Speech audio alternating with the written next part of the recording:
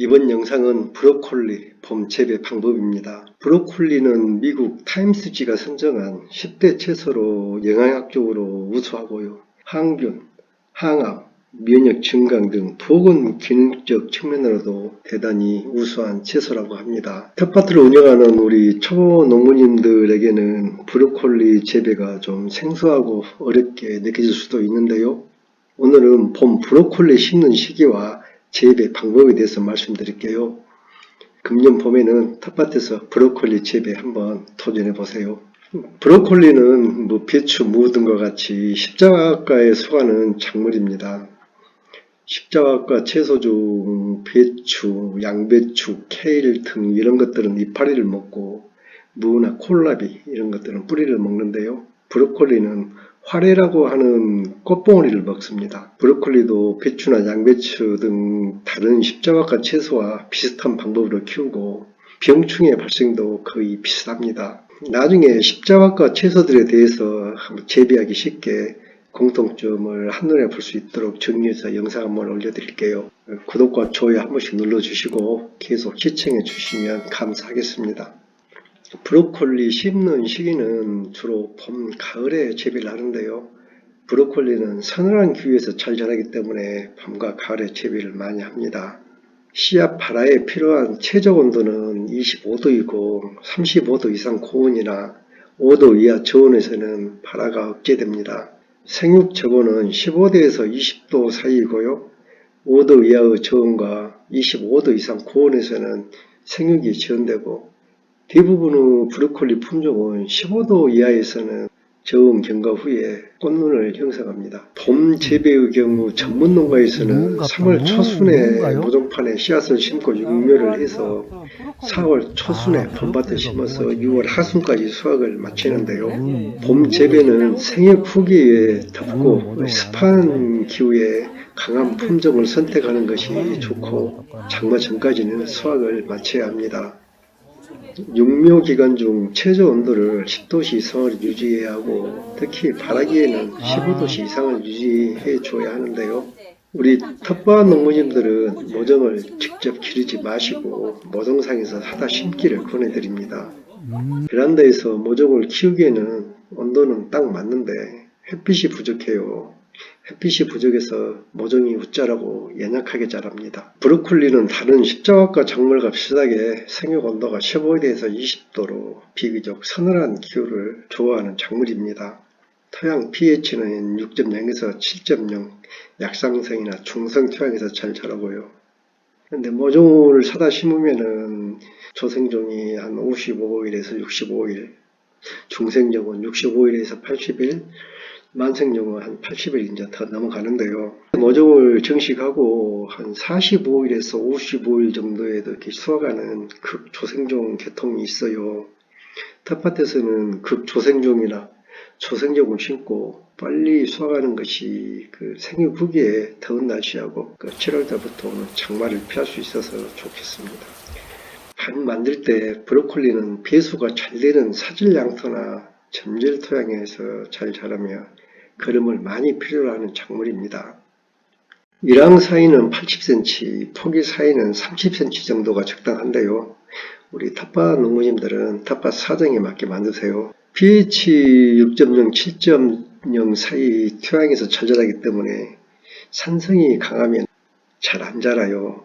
그런 곳은 모종 심기 한 3, 4주 전에 석회를 넣고 토양 산도를 교정해주면 좋습니다.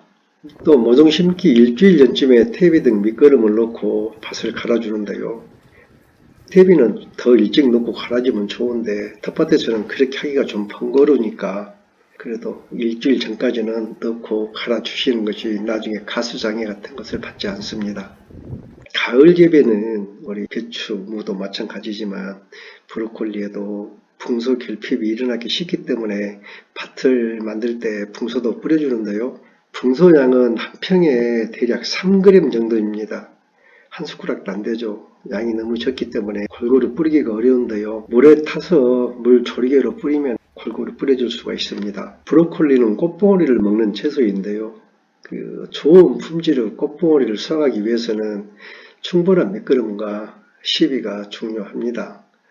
토생종의 경우는 추비를 주어서 기른다기보다는 밑거름을 충분히 넣어서 생육 기간 동안에 양분을 충분하게 공급해 주는 것이 좋습니다. 물주기도 잘해야 하는데요. 브로콜리의 꽃봉오리를 화래라고 부르는데요. 이 화래 부분이 어린아이 주먹 크기 정도 되었을 때 충분한 물주기를 내서 화래 형성을 촉진시켜줘야 합니다. 근데 또 브로콜리가 어느 정도 자란 상태에서는 물주기를 좀 줄여줘야 해요. 웃거름을 주려면은 모종을 심고 한 2주 정도 되면은 새뿌리가 이제 많이 나오는데요. 이 시기에 첫 번째 웃거름을 주시고 한 달쯤 되었을 때 이제 꽃눈이 나오거든요. 이 시기에 두 번째 웃거름을 줍니다. 전문 농가에서는 브로콜리를 판매용으로 키우기 때문에 이 병눈도 제거해 주는데요. 곁순, 곁눈 이걸 제거해 주는데 가운데 꽃봉오리 정화래 하나만 키워서 수확하는 것이 크고 품질이 높기 때문에 그 옆에서 나온 깃눈들을 다 제거해 주는데요.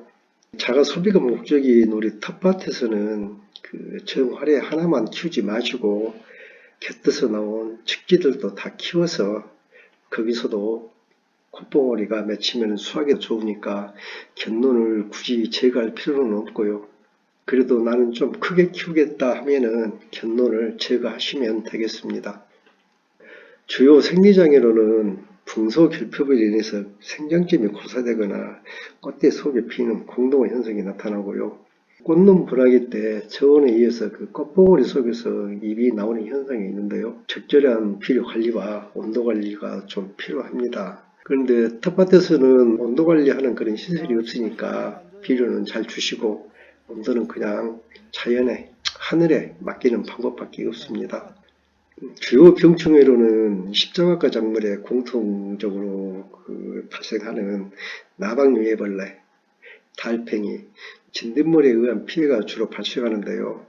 잘 살펴보고 잡아내거나 그 작물 보호제로 방제를 해주세요.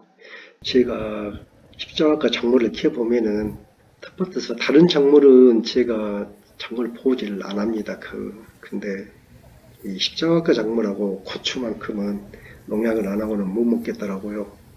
또 고온 다습한 환경에서는 무름병, 노균병, 검은 썩은병 등이 발생하니까 배수 관리를 잘 해주시고 꽃봉오리 형성기 이후에는 이제 약재 살포를 피해야 합니다. 그 꽃봉오리 속에 약이 들어가서 우리가 그걸 먹을 수는 없잖아요. 농약을 사용하시려면 꽃봉오리가 맺기 전에 미리 예방적 차원에서 방제를 해주시는 것이 좋겠습니다. 수확 시기는요, 꽃봉오리의 그 꽃송이, 잘 자란 꽃송이 입자가 퍼지기 전에 수확을 합니다. 꽃봉오리 및 줄기를 15cm 정도 남기고 이파리도 한 2장 정도 붙여가지고 수확을 하는데요. 이슬이나 그 비가 온 뒤 물기가 없을 때 수확하고 수확해서 냉장고 저온 보관하면은 오래 넣고 먹을 수가 있습니다. 오늘 영상은 여기까지입니다. 구독과 좋아요 부탁드리고요. 금년에는 텃밭에서 건강에 좋다는 브로콜리 한번 키워보세요. 애벌레들만 잘 방제를 하면은 키우기가 어렵지가 않습니다.